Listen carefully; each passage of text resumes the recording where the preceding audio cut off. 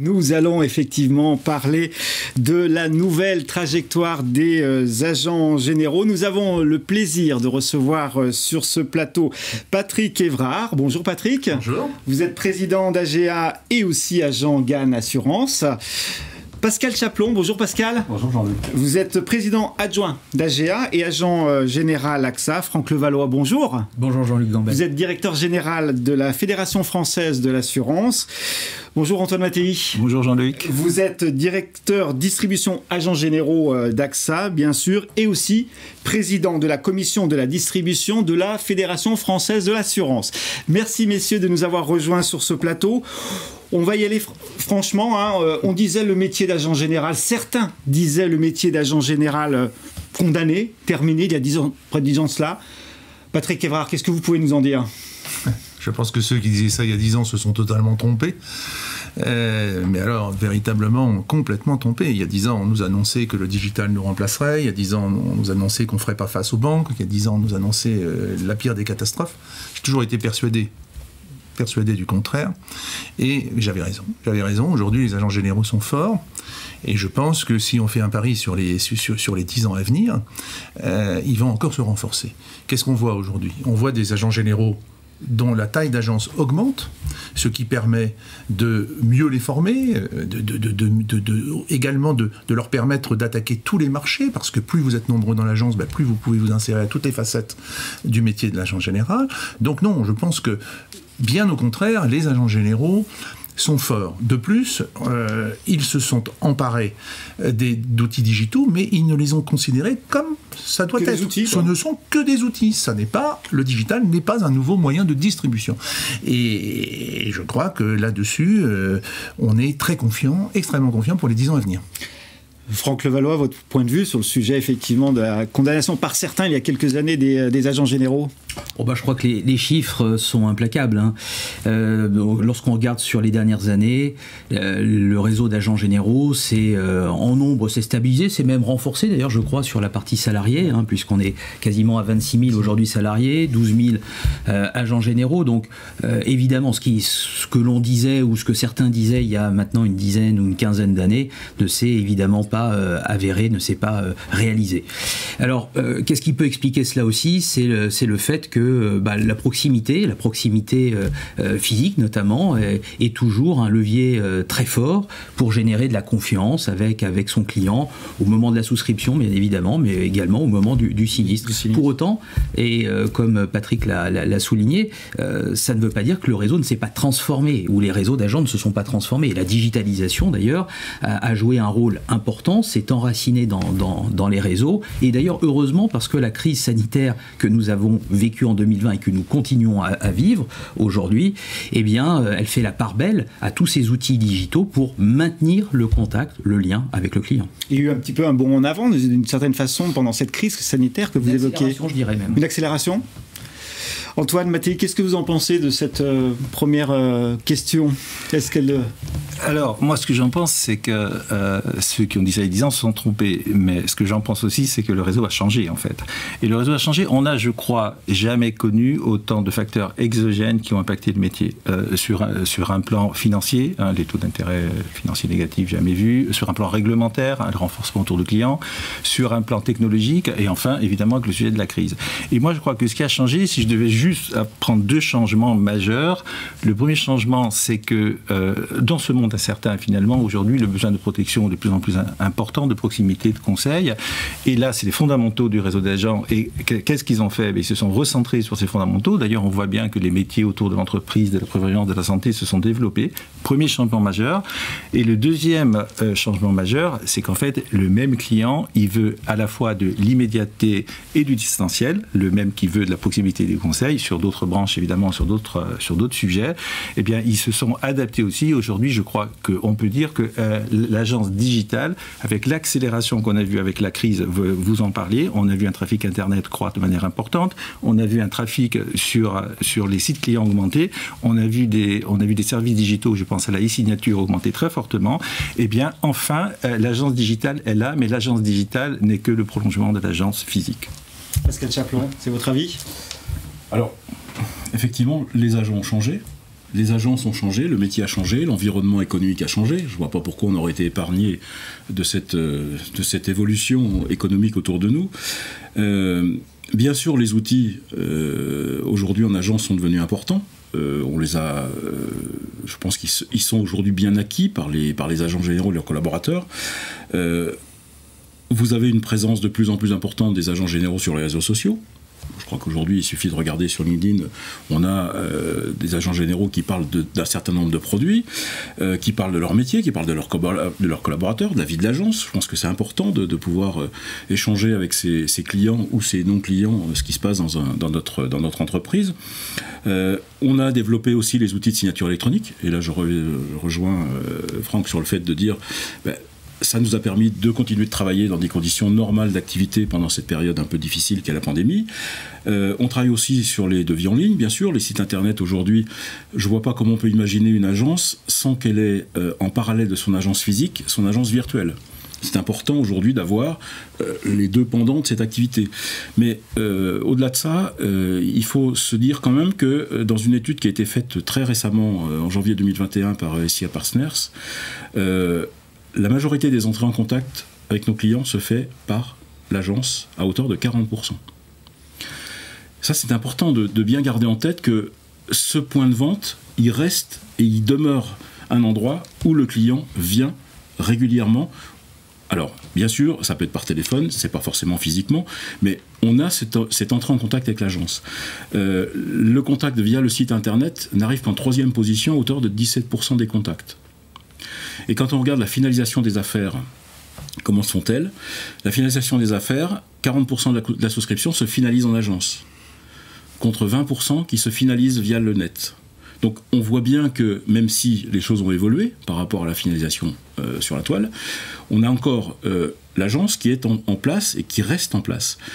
Le digital, je vous encourage à lire de façon assez intense tout ce qui a été écrit sur la disruption.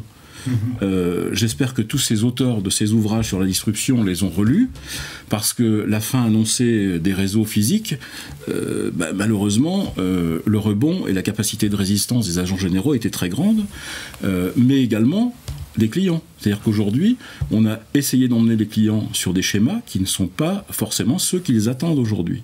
Et je pense que la perception de nos clients, si on regarde un peu par rapport à l'Europe, on a une perception de nos clients en France qui n'est pas celle qu'on peut avoir dans d'autres pays, comme les pays anglo-saxons, où on travaille surtout sur les comparateurs, où on travaille surtout sur... Là, aujourd'hui, je pense que les clients ont encore besoin d'un interlocuteur. Et si on finalise sur les jeunes, parce qu'on se dit les jeunes aujourd'hui, ils n'ont pas envie... Si, au contraire. Je pense que les jeunes, aujourd'hui, cette étude montre d'ailleurs que pratiquement 35% des jeunes souhaitent avoir affaire à un interlocuteur lorsqu'ils ont envie de souscrire un contrat d'assurance. Alors on le voit, cette omnicanalité, elle s'impose. Voilà, il n'y a plus de multicanal, il n'y a plus de canaux les uns à côté des autres. Il y a effectivement un parcours qui suit en fait le besoin du client, soit le téléphone, soit le contact physique, soit le digital. Alors Patrick Évrard, cette multicanalité, cette omnicanalité, pardon, est-ce qu'elle est compatible aujourd'hui avec la stratégie des compagnies d'assurance ? Si j'osais le dire, je dirais que les compagnies d'assurance sont à peu près trompées. Il y a 10 ans, comme les experts. Il y a 10 ans, elles n'ont eu de cesse de quoi faire. C'est-à-dire de monter des parcours clients qui, quelque part, ici ou là, essayaient de nous éviter. Je pense en particulier à tous les parcours clients montés sur la gestion des sinistres. Je pense que c'est une erreur fondamentale. Et tout le démontre. L'étude qu'a citée Pascal, ou une autre étude récemment sortie, montre que les agents continuent à venir dans les agences, et nous on le vit quotidiennement, pour déclarer leur sinistre, continuent à venir pour nous demander des nouvelles du sinistre, continuent à venir aussi des fois pour avoir leur règlement. Une grande partie des chèques passe encore par les agences parce que les clients aiment venir en agence pour y discuter. Donc je crois que essayer de nous retirer des parcours clients, par des parcours clients, de la gestion avec le client, c'est un échec. Et ce n'est pas la bonne façon de pratiquer. Il faut laisser à l'agent général le soin de gérer son client. Après, qui gère le sinistre derrière, qui paye, C'est pas le problème. C'est pas le problème. Qu'il y ait des plateformes en back-office, c'est pas le problème. Il faut laisser l'agent général avoir la main sur toute la relation client. C'est absolument fondamental. Est-ce que tout digital, messieurs, il s'impose dans l'assurance? Est-ce qu'il est possible, Franck Levallois, dans l'assurance? Quand on regarde les chiffres, on s'aperçoit que le tout digital n'a pas vraiment émergé ou n'a pas encore émergé. Le tout digital, c'est aujourd'hui moins de 2% de part de marché en assurance non-vie. Alors pourquoi? Qu'est-ce qui peut expliquer cela alors qu'on prédisait évidemment une émergence plus rapide du tout digital? Au-delà c'est vrai que les changements de comportement du consommateur, du client, avec les développements des plateformes de e-commerce, a pu laisser penser que les choses iraient beaucoup plus vite. Mais au-delà de l'argument de proximité qui rassure finalement le client, il y a aussi un thème, je pense, important qui est celui de la réglementation. Aujourd'hui, nous avons une réglementation en France qui est, j'allais dire, assez pesante en termes d'information, de devoir de conseil. Ça va dans le bon sens des choses, d'informer le consommateur, bien évidemment, mais on s'aperçoit aussi d'une accumulation, d'une avalanche réglementaire avec des documents que parfois d'ailleurs on peut se demander si le client arrive tout de même à bien saisir ce dont il s'agit. À force d'information, je pense qu'on peut tuer aussi l'information. Bon, alors cette information, elle concerne la souscription, bien évidemment, elle concerne également la lutte anti-blanchiment, y compris en assurance non-vie, ne l'oublions pas. Et puis cette information, elle concerne également les modalités d'interaction avec le client. Regardez par exemple ce qui s'est passé, ou en tout cas ce qui va se passer en 2022, un texte que nous avons discuté et sur lequel nous avons à proprement négocié, ou en tout cas discuter les termes, c'est le démarchage téléphonique qui va renforcer également les contraintes en termes de consentement, puisqu'il faudra dorénavant une signature électronique et pas simplement une validation comme ça pouvait être le cas jusqu'à présent, et puis également enregistrer les conversations téléphoniques. Alors cela étant, une fois qu'on a dit ça, il ne faut pas se dire que le digital, ça n'existe pas, ou la digitalisation, finalement, ça ne concerne pas les réseaux de distribution. Bien évidemment, aujourd'hui, quand on regarde les chiffres, on s'aperçoit que 3 clients sur 4 considèrent qu'ils pourraient changer d'assureur si ils n'avaient pas, j'allais dire, mis à disposition toutes les facultés de communication, de contact. Au fond, peut-être que la voie à retenir, c'est pas celle du tout digital, en tout cas aujourd'hui, mais à minima d'une hybridation entre le digital et la proximité physique. Bref, tout dépend des circonstances également du client. Je crois qu'effectivement, c'est aussi ça son appétence et les circonstances. Voilà, donc nous avons passé à la dimension de la fréquentation de l'agence. Certains évoquent effectivement qu'il y a une baisse de fréquentation des clients dans les agences, mais on a peut-être le sentiment, Pascal Chaplon, que c'est pas ce qui compte finalement. Ce qui compte, c'est peut-être la fréquence de contact avec ses clients, non ? Je pense que la fréquentation, effectivement, elle a évolué. Tous les clients ne se déplacent pas maintenant de façon systématique à l'agence. Par contre, ils veulent avoir cette capacité à avoir un contact avec l'agent général.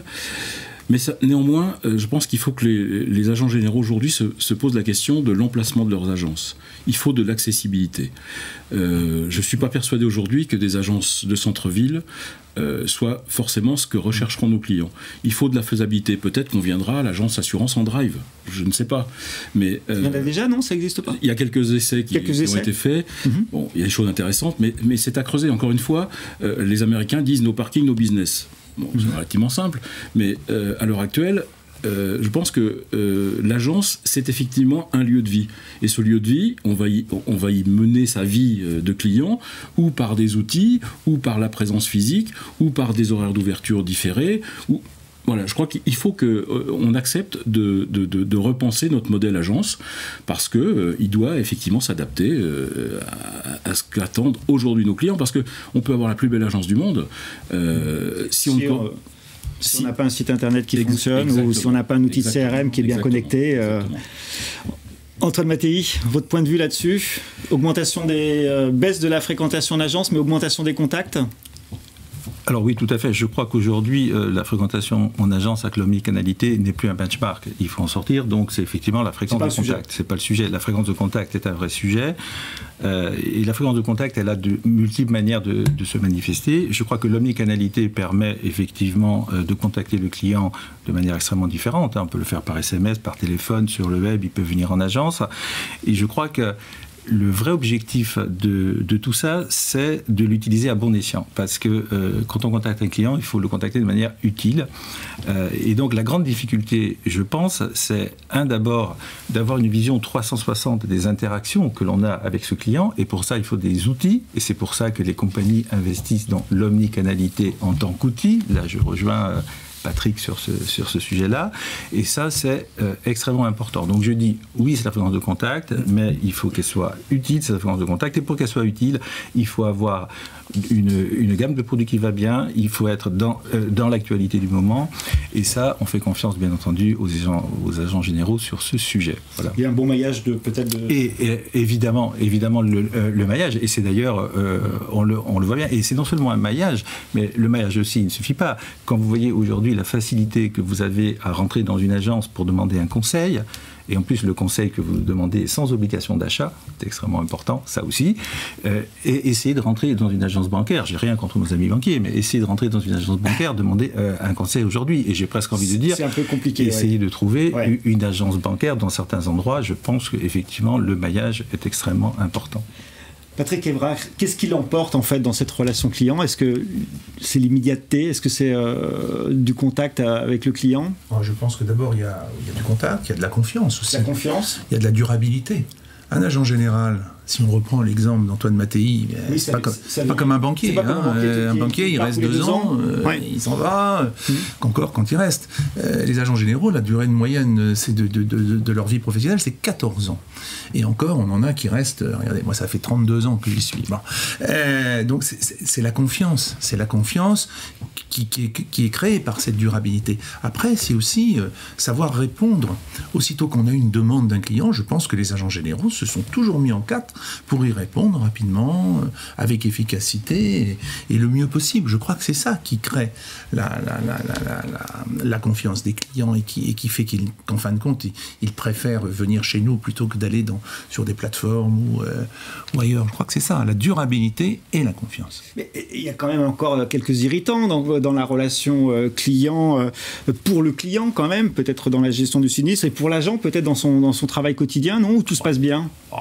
Qu'est-ce que vous parlez comme irritant? Vous parlez des irritants avec les compagnies? Non, oui, il y a toujours des irritants avec les compagnies. Mais vous savez, la relation agent-compagnie, elle existe depuis combien d'années? Elle a toujours existé. Elle a toujours existé. Et on voit, qu'est-ce qu'on est en train de dire? C'est que le modèle agent, il fonctionne bien et il va de mieux en mieux. Si l'irritabilité qu'on note dans certaines compagnies un jour et dans d'autres, un autre jour, était si forte, les modèles ne performeraient pas. Ce que je veux dire, c'est que les deux s'aiment sans s'aimer. En réalité, se font confiance sans se faire confiance, et ça fait des années que ça dure. Pour autant, je crois que l'un ne peut pas vraiment vivre sans l'autre. Les agents généraux ne pourraient pas vivre sans les compagnies, et les compagnies seraient bien moins bien comme elles sont aujourd'hui, bien moins riches et bien moins fortes s'il n'y avait pas des agents généraux. Parce qu'on est quand même leur réseau fidèle, leur réseau qui les aide quand elles ont des difficultés, qui répondent toujours oui à leurs demandes et qui ne changent pas d'avis comme ça du jour au lendemain, comme d'autres réseaux de distribution que je ne nommerai pas. Franck et Antoine, je vais vous donner la parole. Antoine d'abord. Évidemment d'intervenir. En tout cas, en une minute, parce qu'on va parler des avis clients, un sujet très important pour les agents généraux. En fait, les irritants de la relation client, le sujet, c'est la relation client partagée qui complique le sujet. Et effectivement, aujourd'hui, dans l'omnicanalité, on est obligé de la partager, mais de la partager pour l'augmenter et non pas pour la diminuer. Et là, évidemment, il faut des outils, il faut ce genre de choses. Et ce que je dis, c'est mon dernier message, c'est qu'il ne faut surtout pas que les compagnies, les réseaux s'opposent sur la relation client, parce qu'il y aura un seul arbitre au bout du bout, c'est le client, pour lequel c'est totalement invisible et qu'il faut masquer notre complexité et surtout masquer les éventuels différends que nous n'avons pas, évidemment, sur le sujet. Bien sûr.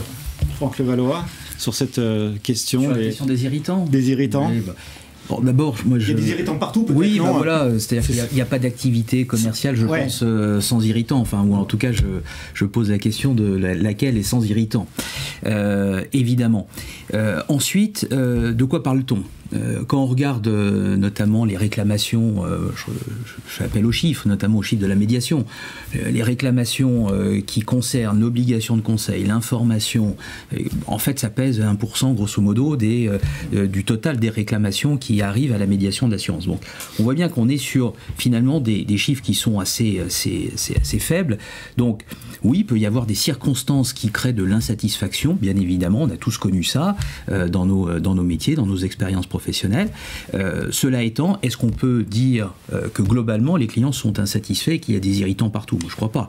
Je crois que on est dans un métier, même une relation entre agents et réseau d'agents et compagnie qui est globalement bonne, qui fonctionne, sinon les chiffres ne seraient pas ceux que l'on connaît. Et enfin, je pense qu'il y a aussi un point, et là pour le coup je pense que c'est un travail collectif, c'est celui de la complexité de la matière qui est la nôtre, de l'assurance. Complexité pour le consommateur, pour le client, pour l'assuré. Regardez pour ce qui se passe pour les catastrophes naturelles. Catastrophe naturelle, c'est un régime qui est en place depuis 1982, qu'on appelle d'ailleurs à une modernisation, on appelle de nos voeux à une modernisation, mais mettez-vous à la place du client. On va vous expliquer que votre franchise en catnat n'est pas la même qu'en tempête. Bon, c'est toujours compliqué de faire la distinction pour un client entre l'événement climatique catnat et l'événement tempête. Vous êtes dans une commune où la mairie n'a pas pris toutes les dispositions en termes de plan de prévention, alors il y aura peut-être une modulation, c'est-à-dire une hausse, une multiplication du montant de la franchise. Difficile à comprendre tout de même. Ou alors, dans le régime catnat, on va vous expliquer, alors que votre maison a été inondée, que vos frais de relogement ne seront pas pris en charge par le régime. Bon. Alors que par ailleurs, vous avez des garanties de prise en charge de frais de relogement dans votre contrat. Donc, ce que je veux dire par là, c'est que... C'est compliqué pour le client. Exactement. Et il y a quand même beaucoup d'irritants qui viennent finalement de cette matière qui est une matière riche, qu'est l'assurance, mais avec un degré de complexité qui, à mon sens, doit être simplifié. D'ailleurs, c'est ce qu'on fait collectivement pour essayer de moderniser ce régime catnat. C'était l'exemple que je prenais. Mais il y a d'autres exemples qui montrent cette complexité qu'il faut simplifier. On va passer les 8 minutes qui nous restent à passer ensemble sur un sujet important, les avis clients. Qui ne regarde pas aujourd'hui dans sa vie quotidienne ce qu'on dit sur telle chose, sur telle activité. Donc les clients vont voir les avis clients, c'est très normal. D'après quelques études qui ont été menées récemment sur la notation en fait banque, assurance, indique que dans toutes les marques qui ont été analysées, les 2 premières des marques sont des marques avec des agents généraux. Patrick Evrard, est-ce que vous avez été surpris de ces résultats ? Non, pas du tout surpris. Non. Réseau d'agents généraux. Oui, non, mais je ne savais pas qu'il y avait cette étude. 4,2 sur 5. 4,2 sur 5. Je ne savais pas qu'il y avait cette étude en cours, mais si je l'avais su, j'aurais parié par avance qu'elle mettrait les agents généraux en avant. D'ailleurs, je précise que ça n'est pas, on ne juge pas l'activité, on ne juge pas l'activité bancaire des uns, on juge simplement l'accueil, le contentement de tout ce qui fait l'environnement. Sans vouloir attaquer effectivement, comme Antoine aussi le disait tout à l'heure, je ne veux pas attaquer les banques. Mais honnêtement, on va pas comparer les deux. Chez les banques aujourd'hui, on fait tout pour que le client ne vienne plus. On vous demande de mettre vos espèces dans les boîtes. On vous dit surtout vous venez pas en chercher. Vous voulez faire un virement, mais non, vous le faites sur votre site. Nous c'est le contraire. Nous on veut du client. On veut du client chez nous et quand il arrive chez nous, on essaye de le servir au mieux. Donc je ne suis pas du tout étonné de cette... Au contraire, mais j'en suis très fier d'ailleurs, parce que on est très en avance sur toutes les marques bancaires, et ça montre justement la qualité d'accueil, la qualité d'écoute. Vous savez, tout à l'heure, on parlait d'irritants. Vous savez, l'anti-irritant parfait des clients. L'anti-irritant parfait des clients, c'est nous. Nous, on essaye d'enlever toutes les irritations pour que le client, justement, ne s'irrite pas. C'est notre job. C'est notre job de tous les jours, c'est d'assurer son bonheur. Donc, Pascal Chaplon, qu'est-ce que vous en avez tiré de cette étude ? En tant qu'agent général, c'est un bonheur de voir une étude comme celle-ci. Étude indépendante, je tiens à le dire. Étude totalement indépendante, pas faite par la fédération, on est bien d'accord. Non, simplement un grand bonheur pour le métier d'agent général. Mais ce qu'il faut regarder, moi j'ai pris contact avec cette entreprise qui a fait cette étude, de façon à bien comprendre ce qui avait été noté, mesuré, analysé. Ce qui a été noté, c'est l'expertise des équipes, l'accessibilité des locaux, l'accessibilité aux services, l'empathie et le conseil. Je veux dire, aujourd'hui, quand on sort avec une note à 4,2 sur 5 et qu'on est premier sur tous ces critères, je crois qu'on peut dire un grand merci à nos collaborateurs déjà, parce qu'ils ont concouru énormément aux résultats de cette étude. On peut féliciter les agents généraux pour leur professionnalisme, et malgré les charges réglementaires qui aujourd'hui sont de plus en plus présentes, les agents aujourd'hui arrivent à faire que les clients ne perçoivent pas cette charge réglementaire comme une contrainte supplémentaire. Je crois que c'est important. Pour revenir au sujet de cette enquête, on va parler des avis clients. Je pense qu'il ne faut pas avoir peur des avis clients. Au contraire, c'est important, c'est ce qui va nous permettre de grandir. Mais l'étude telle qu'elle a été faite aujourd'hui nous met dans une situation de pouvoir affronter ou de positionner ces avis clients avec sérénité. Et puis il faut que les assureurs peut-être les valorisent aussi d'une certaine façon, non, ces avis clients positifs? C'est évident. C'est évident. Si on va chercher un avis client, c'est pour faire évoluer des choses qui peut-être marchent moins bien. C'est quand ça marche bien, il faut peut-être le dire, Antoine. Exactement. Oui, rapidement, parce qu'il nous reste 4 minutes. Non, il faut le dire, mais je crois que pour l'instant, on n'en est qu'au début dans les métiers d'assurance. Quand on compare avec d'autres métiers, on ne va plus dans un restaurant sans regarder un avis, on n'achète plus un produit sur Amazon sans avoir plus un avis. Par contre, dans l'assurance, on est encore au début de tout ça. D'ailleurs, quand vous regardez sur les sites agents, un agent en moyenne 2500 clients, et généralement, il y a 50 avis. Donc, on voit bien que le sujet aujourd'hui, c'est que vraiment, on ait la culture de cet avis qu'on affiche. Aujourd'hui, la satisfaction client s'affiche, et la vitrine numérique, quand on a un mauvais avis, c'est comme un tag sur une agence, il faut l'effacer, il faut le traiter. Donc le sujet, c'est il faut s'approprier ce sujet et le traiter. Voilà, quelques mots rapides. Messieurs, il nous reste 3 minutes pour conclure ce plateau. C'est un peu le cadre du TIDES, la rapidité, l'immédiateté. On peut dire des choses très intéressantes en quelques temps. Et vous allez conclure, messieurs, en nous donnant peut-être les mots-clés de cette nouvelle trajectoire, qui n'est peut-être pas si nouvelle que ça, finalement, par rapport à ce que j'ai entendu ce matin des agents généraux. Franck, vous voulez... il nous reste 3 minutes. Pour conclure, ou pour essayer de donner quelques pistes ou thèmes intéressants ou pertinents, me semble-t-il, pour un agent, je pense qu'il y a d'abord le socle, c'est l'expertise. Et l'expertise, ça se travaille par la formation continue à la fois de l'agent, mais également des collaborateurs, collaboratrices au sein de l'agence. Mais quelle est l'ambition? Quel est l'enjeu? L'enjeu, c'est la compétitivité. Et je crois que ce que nous avons partagé autour des outils digitaux, de la digitalisation, et comment on pouvait améliorer la compétitivité, la productivité, je crois qu'il ne faut pas se cacher, je pense qu'il faut exploiter tous ces outils. Je pense que l'enjeu, c'est donc la compétitivité. Et enfin, un agent, ça doit être évidemment un agent entrepreneur, manager, maîtriser la gestion de l'entreprise, de son entreprise bien évidemment, mais également construire le business plan, et puis animer toutes ses équipes en lien avec ce business plan. Pascal Chaplon, votre avis sur les mots-clés de cette trajectoire? Les mots-clés aujourd'hui, je pense que l'agent général, il doit faire preuve de remise en cause régulière. C'est important de remettre en cause toujours son modèle d'exercice, son modèle d'activité, ses pratiques, les moyens, parce qu'effectivement, il est important de s'approprier tous ces outils. Et on ne se les approprie pas forcément tous facilement parce que on n'a pas forcément toujours l'appétence nécessaire à cette digitalisation. Mais je crois qu'il faut aussi conserver cette idée que l'agent général est un entrepreneur indépendant. Et il faut garder cette indépendance. Même si aujourd'hui on est lié par un mandat qui nous oblige, l'indépendance pour l'agent général est très importante et son modèle d'exercice doit rester un modèle indépendant. Antoine Mattei, en quelques mots. En quelques mots, je le disais au début, on est dans un monde incertain, donc on est dans un monde de risques. Le risque, ça nourrit l'assurance, donc on a des opportunités, donc il faut savoir saisir ces opportunités. Deuxièmement, il faut être agile. On a vu qu'aujourd'hui les choses, il faut une vraie agilité. Troisièmement, je dirais qu'il faut que le client, il y ait un focus client qui nous réunisse, les compagnies et les réseaux. On n'est pas très loin, mais le client va nous unir encore plus. Et le dernier sujet, c'est celui qui a été partagé. Il faut garder cet esprit entrepreneurial. C'est ça qui fait la différence. Patrick Évrard, c'est difficile de conclure. Quels sont les mots-clés? En fait, tout a été dit. Tout a été à peu près dit. Tout a été à peu près dit. Je crois que formation, oui. Entrepreneur, oui. C'est absolument essentiel.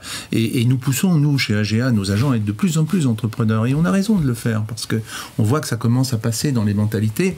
Et plus un agent est entrepreneur, plus il gagne. Je crois que c'est très très clair. Et plus les agences sont importantes, plus elles gagnent. Donc moi, je suis extrêmement confiant. Et puis, il y a des marchés qui s'ouvrent à nous, il ne faut pas l'oublier. Aujourd'hui, il y a des marchés qui s'ouvrent à nous. Quand je vois que les banques détiennent 74% de l'assurance de personnes, je me dis, putain, purée, quel boulevard. Mais quel boulevard on a. Il faut que nos agents généraux se mettent sur ces marchés pour aller les rechercher. Et plus on fera de conquêtes, plus on récupérera tous les contrats dommages qu'ils nous ont à une époque pillés. Donc voilà, je crois que moi j'ai une confiance absolument totale envers les agents généraux. Messieurs, merci. On est dans le timing à la seconde près. Merci pour votre présence et ces échanges très qualitatifs. Juste un petit détail, AGA organise un webinaire mardi prochain, mardi 30 à 11h, sur les emplois et la formation que vous évoquiez, Franck Levallois, dans les agences d'assurance. Merci messieurs de votre présence. Merci Jean-Luc.